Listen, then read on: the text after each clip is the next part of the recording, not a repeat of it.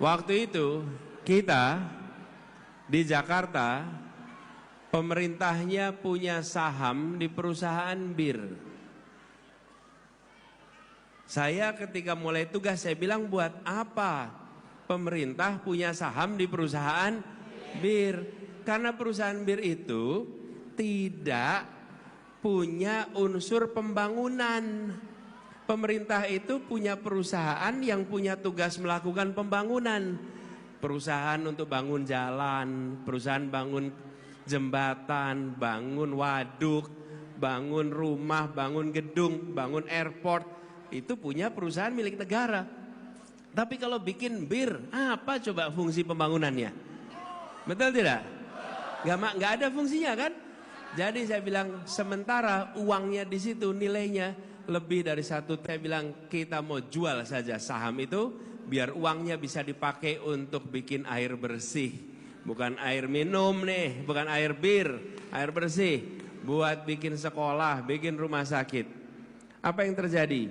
Karena kita tidak punya kekuatan di DPR yang kuat, maka oleh PDIP itu diblok terus. Ya, memang yang menolak ketuanya dari mana? PDIP.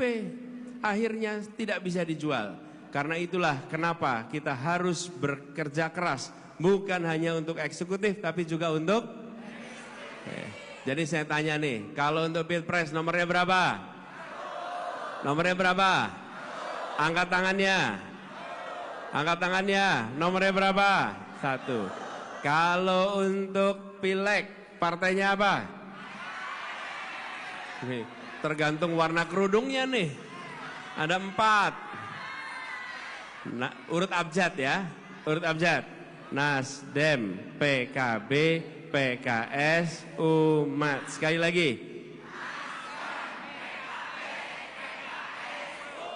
Sekali lagi.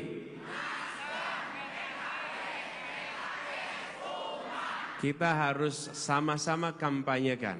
Tadi karena itulah saya sebut para caleg ini. Supaya apa? Supaya mereka nanti bisa berjuang bersama-sama menjadikan perubahan itu sesuatu yang bisa kita kerjakan. Dan perubahan itu akan menjadikan harapan menjadi kenyataan lewat perubahan. Ini ikhtiar yang kita lakukan sama-sama. Insya Allah hari ini kita menyaksikan gelombang itu lebih kuat lagi.